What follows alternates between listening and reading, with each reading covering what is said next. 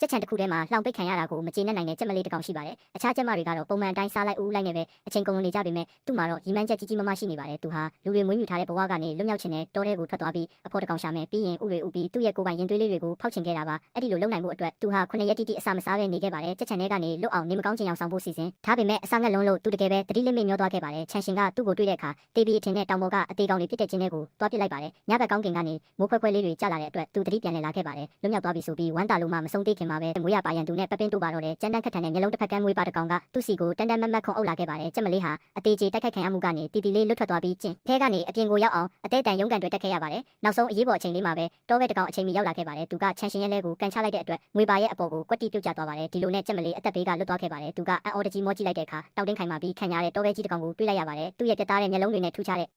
အမောက်လေးကြောင့်ကြက်မလေးဟာမြင်မြင်ချင်းပဲချစ်မိသွားခဲ့ပါတယ်။သူဟာတောဘဲနောက်ကိုကတ်လိုက်သွားပြီးသူ့နာမည်က Sprout လို့မိတ်ဆက်ခဲ့ပါတယ်။ဒါပေမဲ့ဘဲကြီးကတော့သူ့ကိုနည်းနည်းလေးမှစိတ်ဝင်စားဖို့မရပဲလာရလန်းကိုသာပြန်သွားဖို့ပြောခဲ့ပါတယ်။ Sprout ကသူ့စကားကိုနားလည်တဲ့အတွက်လမ်းခွဲတဲ့အခါအဲ့ဒီဘဲကြီးကိုဝန်ဒါရဝန်လို့နာမည်ပေးလိုက်ပါတယ်။သူဟာအဲ့ဒီကအုပ်စုနဲ့အတူနေထိုင်ရလိမ့်မယ်ဆိုတဲ့မျှော်လင့်ချက်နဲ့ခြံဝင်းထဲကိုတကောင်နဲ့ထွက်လာခဲ့ပါတယ်။ကံမကောင်းစွာနဲ့ပဲဘသူကမှသူ့ကိုကြုံမဆိုကြတဲ့အပြင်ဝိုင်းပြီးနှင်ထုတ်ခဲ့ကြပါတယ်။သွားစရာနေရာမရှိတော့တဲ့အတွက် Sprout ဟာဟိုဒီလျှောက်သွားနေုံကလွယ်ပြီးမတက်နိုင်ခဲ့ပါဘူး။တကားတစ်ချက်ပိတ်သွားတဲ့အခါနောက်ထပ်တကားတစ်ချက်ပွင့်လာစမြဲပါတောနက်ထဲမှာသူမမြင်ဘူးတဲ့လှပတဲ့ပန်းလေးတွေကိုတွေ့ခဲ့ရပြီးချုံငင်တဲ့အရာတွေကိုခံစားခဲ့ရပါတယ်။ကြက်ချန်ထဲမှာတစ်သက်လုံးပင်ပင်ပန်းပန်းနေခဲ့ရပြီးနောက်မှာတော့စီကားတဲ့ရေကန်တစ်ခုစီရောက်လာခဲ့ပြီးဒေတာကန်အင်ချန်မြေပွဲစားဖြစ်တဲ့ Mr. ဝါတာတောင်းဝါတွေ့ဆုံခဲ့ပါတယ်။သူ့ရဲ့အကူအညီနဲ့ Sprout ဟာခိုးလုံးစရာနေရာတစ်ခုရခဲ့ပါတယ်။ Mr. ဝါတာတောင်းဝါရဲ့ပြောပြချက်အရနှင်းစီပန်းရဲ့ပြင်းပြတဲ့ရနံ့ကSproutရဲ့အနံ့ကိုဖုံးလွှမ်းပေးထားမှာဖြစ်လို့မွေပါကသူ့ကိုရှာတွေ့နိုင်မှာမဟုတ်ပါဘူး။နောက်ဆုံးတော့Sproutမှာယာယီနေထိုင်စရာအိမ်လေးတစ်လုံးရသွားခဲ့ပါတယ်။အားလက်ချိန်တွေမှာအနီးနားကိုရှောက်သွားရင်းနဲ့သူမရဲ့အိမ်မက်ထဲကတောခဲကြီးနဲ့တောင်ပြန်ဆုံခဲ့ပါသေးတယ်။သူအရန်ကိုဝမ်းသာသွားခဲ့ပါတယ်။ဒါပေမဲ့နှုတ်ဆက်ဖို့ပြင်လိုက်တဲ့အချိန်မှာပဲဘဲကြီးပေးမှာအဖြူရောင်ဘဲမလေးတစ်ကောင်ရှိနေတာကိုမြင်လိုက်ရပါတယ်။တကယ်တော့ဝန်ဒါရမှာအဖော်ရှိနေခဲ့ပြီးသူတို့နှစ်ကောင်ဟာ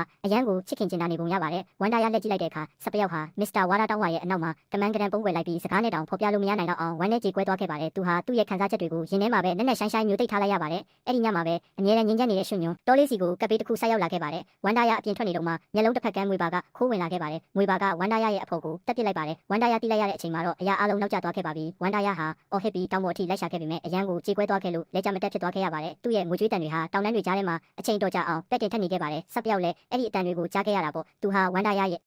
အတိုက်ကိုသွားရှာကြည့်တဲ့အခါနူးညံ့တဲ့အဖြူရောင်ငှက်မွေးလေးတွေပဲကြံနေခဲ့တာကိုတွေ့လိုက်ရပါတယ်။သူကအဲ့ဒီအမွေးလေးတွေကိုဖောက်ခွာလေးဖယ်ကြည့်လိုက်တော့နှွေးထွေးနေစေဖြစ်တဲ့ဘဲဦးလေးတစ်လုံးကိုတွေ့လိုက်ရပါတယ်။ Sproutဟာဘာမှတုံ့ဆိုင်မနေပဲအဲ့ဒီဦးလေးကိုဝတ်ပြီးဖောက်ပေးဖို့တာဝန်ယူလိုက်ပါတယ်။ဝန်ဒါရပြန်လာပြီးဒီလိုစိတ်ထိခိုက်စရာမြင်ကွင်းကိုမြင်လိုက်ရတဲ့အခါသူ့ကိုအနှောက်အယှက်မပေးခဲ့ပါဘူး။သူဟာတလက်လက်တောက်ပနေတဲ့ကန်ဆက်ကိုတကောင်နဲ့သွားပြီးနှက်ဆိုင်နဲ့ဝမ်းနဲ့ကြေကွဲမှုတွေနဲ့အတူငေးမောနေခဲ့ပါတယ်။ Sproutဟာဗိုက်စာနေပေမဲ့လည်းဝန်ဒါရကိုအဝေးကနေလှမ်းကြည့်ရင်သူ့ရဲ့နာကျင်မှုကိုကိုယ်တိုင်ခံစားရတယ်လို့ထပ်တူခံစားနေခဲ့ရပါတယ်။သူဟာအတိုက်ထဲမှာလုံခြုံစွာနေပြီးဥကိုဝတ်ပေးခဲ့တယ်လို့ဝန်ဒါရကလည်းအစာရှာပြီးသူ့အတွက်ပြန်တယ်လာပေးပါတယ်။သူရေစားတဲ့အခါနှင်းပေါက်လေးတွေကိုပဲတောက်ခဲ့ပါတယ်။မကြခင်လပညာရောက်တော့မှဖြစ်ပြီးကလေးလေးလည်းအဲ့ဒီအချိန်မှာပဲအကောင်ပေါက်လာလိမ့်မယ်